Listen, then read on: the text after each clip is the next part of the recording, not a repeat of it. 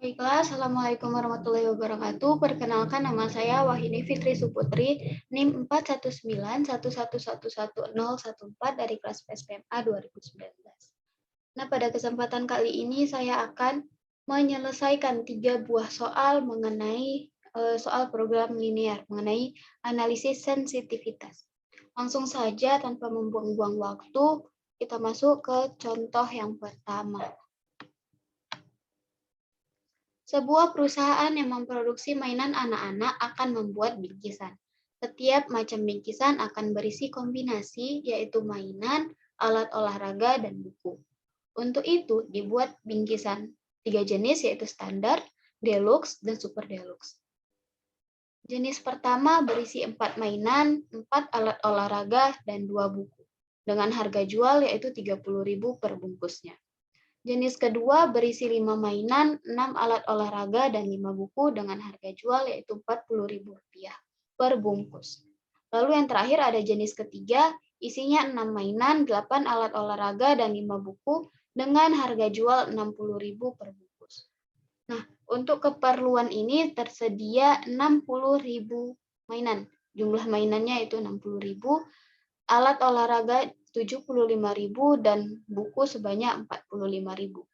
Berapakah masing-masing jenis bungkusan harus diproduksi agar diperoleh penerimaan yang maksimal? Lalu langsung saja ke penyelesaiannya, kita misalkan jumlah jenis standar yang diproduksi itu X1, jenis standar X1, kemudian yang kedua jenis deluxe tadi X2, dan yang ketiga super deluxe dengan pemisalan X3. Langkah pertama yaitu primal. Kita ketahui, kita bentuk model matematikanya, fungsi tujuan yaitu memaksimumkan nilai Z sama dengan 30.000 X1 ditambah 40.000 X2 ditambah 60.000 X3. Ini untuk mendapatkan keuntungan maksimum. Jadi kita memaksimumkan nilai Z. Dengan fungsi-fungsi kendala atau fungsi batasan, yang pertama itu mainan, ada 4X ditambah 4X1 ditambah 5X2 ditambah 6X3 lebih kecil sama dengan 60.000. Karena tadi total mainan yang tersedia ada 60.000. Kemudian ada alat olahraga 4X1 ditambah 6X2 ditambah 8X3 lebih kecil sama dengan 75.000. Dan yang ketiga, buku yaitu 2X1 ditambah 5X2 ditambah 5X3 lebih kecil sama dengan 45.000. Dengan syarat tak negatif yaitu X1, X2, dan X3-nya harus lebih besar sama dengan 0. Atau biar lebih mudah kita lihat di tabel seperti ini. Kita masukkan persamaan-persamaan tadi ke dalam tabel ini. Lalu caranya yaitu tabel simplex pertama. Langkah pertama kita membuat tabel simplex pertama atau iterasi pertama. Kita masukkan nilai koefisien dari fungsi kendala dan fungsi tujuan kita ke dalam tabel iterasi pertama ini. Kan tadi fungsi tujuannya memaksimumkan Z sama dengan 30.000 X1 ditambah 40.000 X2 ditambah 60.000 X3. Nah, yang ini kita pindah ruaskan ke kiri. Maksudnya kita bikin dia sama dengan 0. Jadi persamaan barunya itu Z dikurang 30.000 X1 dikurang 40.000 X2 dikurang 60.000 X3 sama dengan 0. Maka pada tabel iterasi pertama dia bernilai min 30.000. Begitu pula dengan X2-nya min 40.000, X3-nya min 60.000. Lalu kita masukkan koefisien dari fungsi-fungsi kendala ke dalam tabel iterasi pertama ini. Ada 4, 5, 6. Sesuai sama ini ya, 4, 5, 6, solusi 60.000. Begitu pula dengan yang lainnya. Nah, lalu ketika kita sudah memasukkan koefisien dari masing-masing fungsi kendala, kita menentukan baris kunci dan kolom kuncinya. Yang pertama itu kolom kunci. Kolom kunci berada pada X3. Mengapa demikian? Karena kolom kunci itu dilihat dari negatif yang paling negatif. Di antara ini kan min 30.000, min 40.000, dan min 60.000. Yang paling negatif min 60.000. Jadi kolom kuncinya berada pada X3. X3 ke bawah nih, ini kolom kuncinya. Lalu untuk baris kunci dilihat dari rasio terkecil, rasio positif terkecil. Di sini rasio positif terkecil berada pada S3. Nah, yang hijau ini merupakan baris kunci, di mana elemen kuncinya yaitu 5. Lalu, kita lakukan iterasinya, iterasi kedua. Karena nilai Z-nya ini masih ada nilai negatifnya, makanya tabel iterasi pertama ini belum optimum, maka kita lakukan iterasi kedua. Kan tadi baris kuncinya baris S3, maka kita harus mengeluarkan S3, membuat baris baru, yaitu X3. Kita masukkan S3 ini ke X3 ini. Jadi caranya ini koefisiennya ini dibagi dengan elemen kuncinya. Jadi diperoleh 2/5, 5 bagi 5 1, 5 bagi 5 1, 0 bagi 5 0, begitu pula. Nah, 1 bagi 5 1/5, 45 bagi 5 9.000. Yang lainnya gitu juga. Lalu kita cari lagi kita cari lagi baris kunci dan kolom kunci pada tabel iterasi kedua ini. Dilihat yang paling negatif yaitu min 6.000, makanya kolom kuncinya X1, begitu pula dengan baris kuncinya. Dilihat dari rasio positif terkecil. Didapat di S1, maka S1 ini menjadi baris kunci. Nah, kita lihat Z-nya ini kan masih ada nilai negatif, berarti iterasi kedua belum optimum, maka kita harus melakukan iterasi ketiga. Sama juga langkah-langkahnya seperti yang kita lakukan pada iterasi pertama dan kedua. Iterasi ketiga diperoleh tabel seperti ini. Langkahnya sama seperti sebelumnya. Nah, nilai Z sudah tidak ada yang negatif, maka iterasi ketiga sudah bernilai optimum. Jadi, kombinasi optimalnya yaitu X1 sama dengan X1 tadi kan jumlah standar kan? Itu berjumlah 3.750. X2-nya berjumlah 0 dan X3-nya berjumlah 7.500. Dengan penerimaan penjualan yaitu 562.500.000. Itu untuk soal yang pertama. Lalu langkah kedua, kita pakai dual. Kita bentuk model baru yaitu meminimumkan Z sama dengan 60.000 Y1 ditambah 75.000 Y2 ditambah 45.000 Y3 dengan fungsi-fungsi batasan. Fungsi kendalanya ada 3 sama kayak tadi dan satu fungsi syarat tak negatif. Fungsi pertama yaitu 4Y1 tambah 4Y2 tambah 2Y3 lebih besar sama dengan 30.000. Yang kedua ada 5Y1 tambah 6Y2 tambah 5Y3 lebih besar sama dengan 40.000. Yang ketiga ada 6Y1 tambah 8Y2 tambah 5Y3 lebih besar sama dengan 60.000. Dengan syarat tak negatif, Y1, Y2, Y3 harus lebih besar sama dengan 0. Nah, setelah dilakukan meminimumkan nilai dual, langkahnya sama seperti tadi, maka diperoleh nilai Y1 sama dengan 0, Y2 sama dengan 30/4, dan Y3 sama dengan 0. Nah, kita misalkan ditambahkan jenis baru atau variabel baru, kita namakan dia dengan XA, di mana koefisien XA pada fungsi tujuan adalah 20, koefisien XA pada pembatas pertama ada 3, kemudian koefisien XA pada pembatas kedua ada 4, dan yang pada pembatas ketiga adalah 6. Sehingga fungsi pembatas dual yang menyangkut XA adalah 3Y1 ditambah 4Y2 ditambah 6Y3 lebih besar sama dengan 20. Ini tadi diperoleh dari sini ya persamaannya. Dengan nilai dual optimal, Y1 sama dengan 0, Y2 sama dengan 30/4, dan Y3 sama dengan 0. ternyata memenuhi fungsi batasan dual di atas, sehingga penambahan XA tidak mempengaruhi penyelesaian optimal, karena nilai koefisien baris tujuan tetap positif semua. Nah, apabila koefisien XA pada fungsi tujuan sebesar 40 misalnya, sehingga fungsi batasan dual menjadi 3Y1 tambah 4Y2 ditambah 6Y3 lebih besar sama dengan 100. Maka fungsi batasan tersebut dilanggar. Karena 4 dikali 0, karena 4 dikali 0 ditambah 5 dikali 30/4 ditambah 3 dikali 0 adalah kurang dari 100. Dengan batasan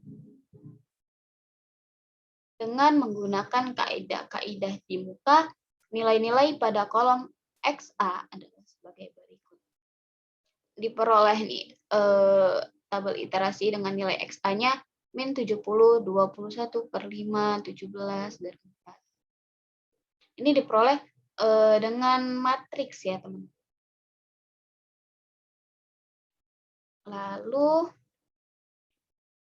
karena salah satu variabel Z masih ada yang negatif, maka tabel tidak optimal dan masih perlu dilanjutkan lagi sampai menemukan tabel yang optimal.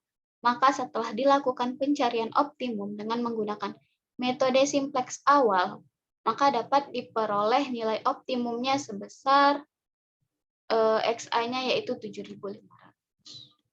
Itu untuk soal yang pertama. Lalu untuk soal yang kedua, perhatikan masalah berikut. Garuda Furniture merupakan suatu perusahaan yang memproduksi mebel dari kayu. Bahan baku utama yang digunakan berupa kayu jadi dan kayu kamper. Untuk mendapatkan hasil yang baik, perusahaan ini menggunakan sebuah mesin multiguna yang dikendalikan dengan komputer.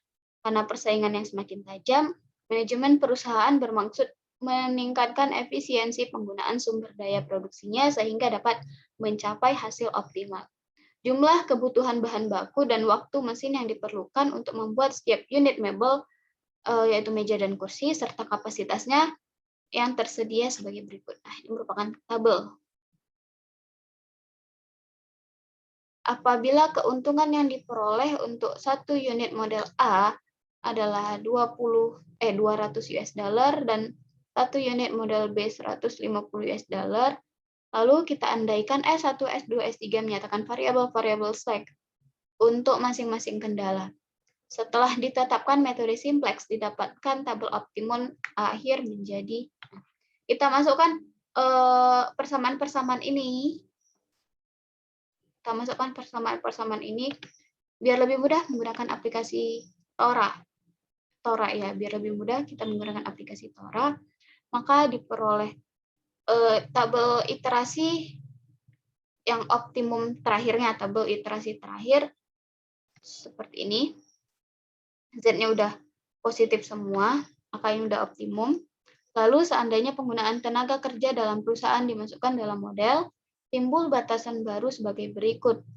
Model A ada 3 tenaga kerja dan model B ada 4 tenaga kerja dengan kapasitas tenaga kerja yaitu 140 orang. Lalu lakukanlah analisis sensitivitasnya. Langsung saja ke penyelesaian. Langkah pertama yaitu kita periksa apakah batasan baru tersebut dipenuhi oleh jawaban optimal. Bila jawaban optimal memenuhi batasan baru, maka tidak perlu diperhatikan. Namun bila tidak, maka batasan baru haruslah dimasukkan ke dalam masalah. Nah, kita masukkan persamaan tadi. 3x1 ditambah 4x2 lebih kecil sama dengan 140, di mana nilai x1-nya ada 18 dan nilai x2-nya sama dengan 24.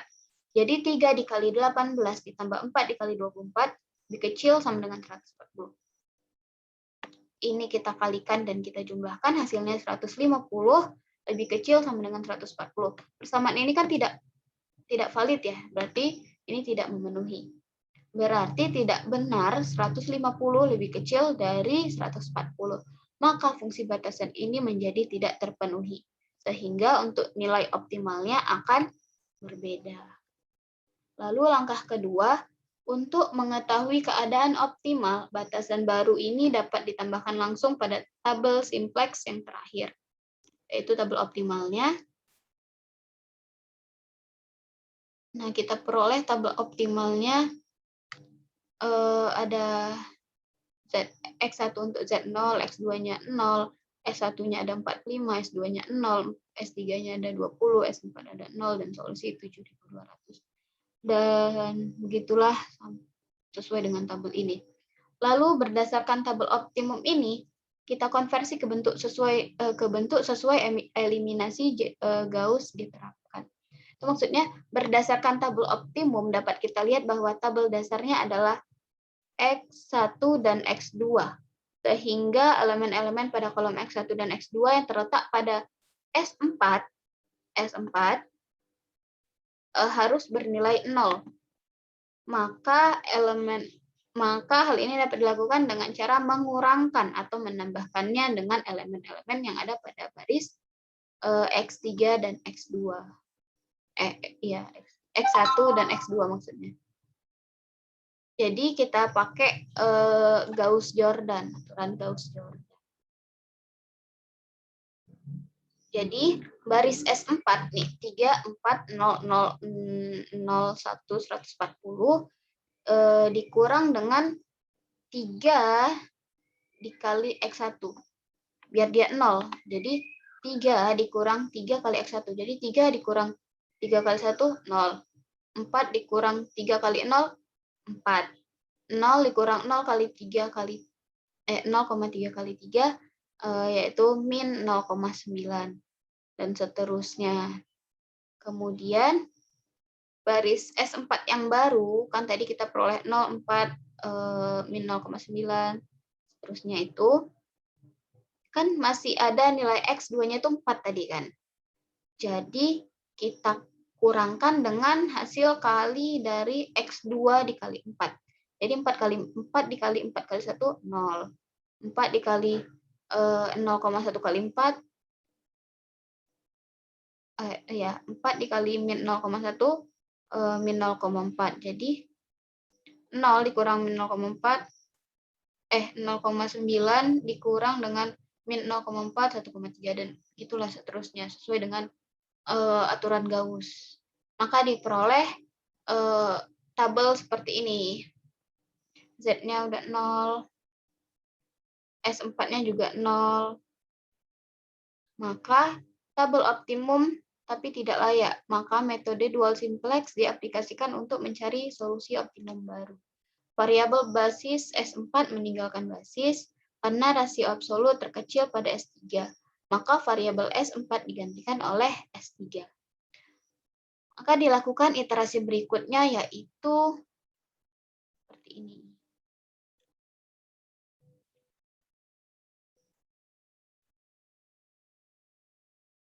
Nah, ini merupakan tabel optimumnya, udah optimum. Maka untuk kombinasi barang optimum yang baru adalah menghasilkan 20 model A dan 20 model B dengan keuntungan maksimum 7.000 US dollar. Dapat dilihat bahwa terjadi pengurangan keuntungan dari 7.200 menjadi 7.000 karena penambahan kendala baru ini. Ini adalah benar untuk setiap program linear. Dengan kata lain, jika kendala baru ditambahkan terhadap suatu masalah program linear, maka nilai optimum yang lama akan selalu lebih baik atau sama dibandingkan dengan nilai optimum yang baru. Sehingga penambahan suatu kendala baru tak dapat memperbaiki nilai optimum setiap masalah program linear. Lalu kita masuk ke contoh ketiga, yaitu memaksimumkan nilai Z sama dengan 2X1 tambah X2 tambah X3 dengan fungsi-fungsi kendala, yaitu 2X1 tambah X2 tambah X3 lebih kecil sama dengan 8. Fungsi kendala kedua yaitu 2X1 tambah 4X2 tambah 2X3 lebih kecil sama dengan 18. Dan yang ketiga X1 tambah X2 ditambah 3X3 lebih kecil sama dengan 8. Dengan syarat tak negatif, X1, X2, X3-nya harus lebih besar sama dengan 0. Di sini, dengan menggunakan aplikasi Lingo untuk menganalisis sensitivitas dari hasil fungsi tujuan di atas. Nah, kita pakai aplikasi Lingo. kita buka aplikasi Lingonya.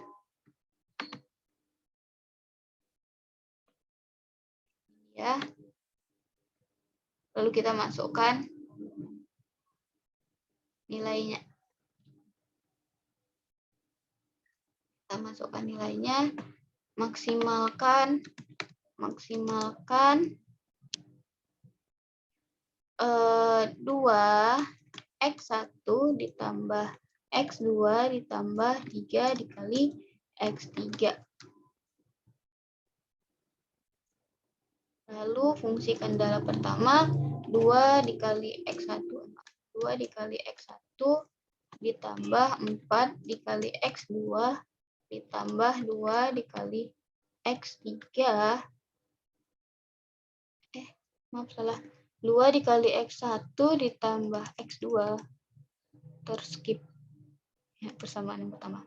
2x1 ditambah x2 ditambah x3 lebih kecil sama dengan 8. Lalu fungsi kendala kedua 2 dikali x1 ditambah 4 dikali x2 ditambah 2 dikali x3 lebih kecil sama dengan 18. Lalu yang ketiga x1 ditambah x2 ditambah 3 dikali x3 lebih kecil sama dengan 8. Dengan fungsi x1 lebih besar sama dengan 0, lalu x2 lebih besar sama dengan 0,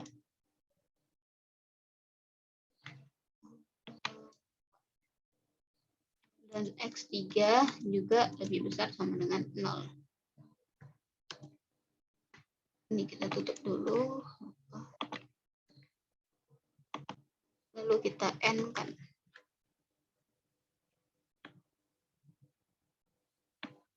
Maka, aja. Klik solver, lalu solve. Maka akan keluar outputnya seperti ini. Global Optimal Solution Found. Jadi solusi optimalnya ada objective value-nya sebesar 11,2.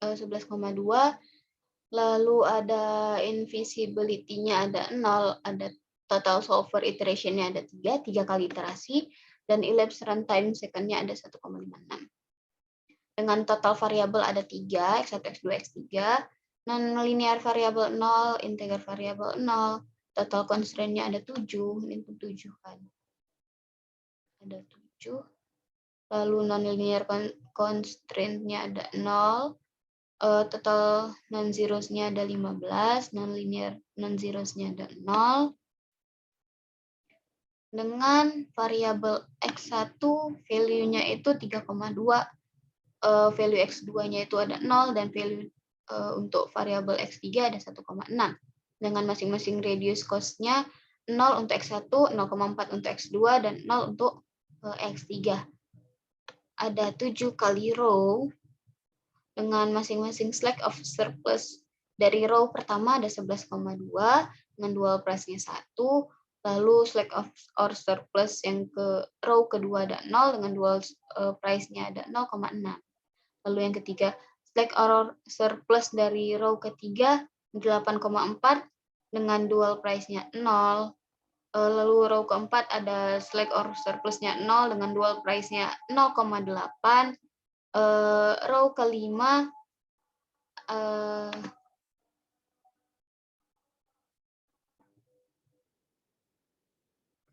lalu untuk row kelima ada nilai slack or surplus-nya yaitu 3,2 dengan nilai dual price-nya 0. Row ke-6 slack or surplus-nya 0 dengan dual price-nya 0, dan yang terakhir row ke-7 slack or surplus-nya ada 1,6 dengan dual price-nya 0. Lalu kalau kita ubah nilai yang pertama ini menjadi 9. Nah, lalu kita solve kembali.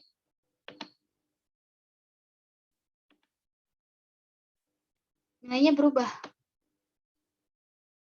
Dari yang tadinya 3,2 menjadi 3,8. Berarti dia naik sebanyak 0,6. Begitu pula dengan row-row-nya. Ada 7 kali row juga. Nah, lalu kalau kita ganti lagi, maaf tadi.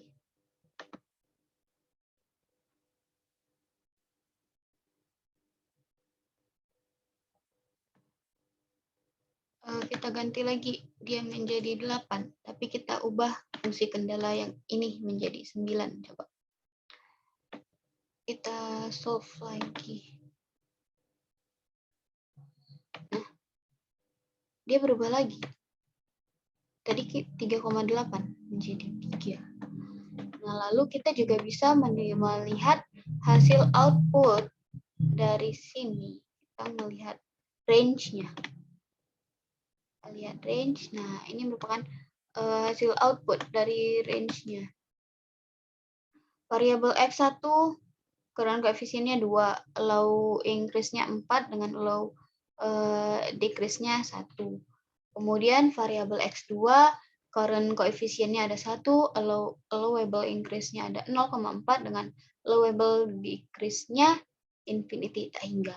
Lalu untuk variabel X3 ada current koefisiennya 3 dengan allowable increase-nya 3 dan allowable decrease-nya 2 dengan masing-masing right hand side range dengan current RHS-nya ada row yang kedua 8, lalu allowable increase-nya 10 dengan allowable decrease-nya 5. Row ketiga current RHS-nya ada 18 dengan allowable increase-nya infinity dengan allowable decrease-nya ada 8.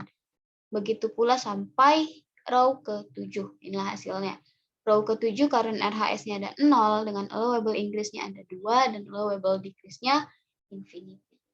Nah, mungkin itu saja yang dapat saya sampaikan dari 3 contoh yang kita bahas pada kali ini. 3 contoh program linear.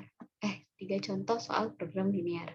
Nah, lebih kurangnya saya mohon maaf. Wabillahi taufiq wal hidayah. Wassalamualaikum warahmatullahi wabarakatuh.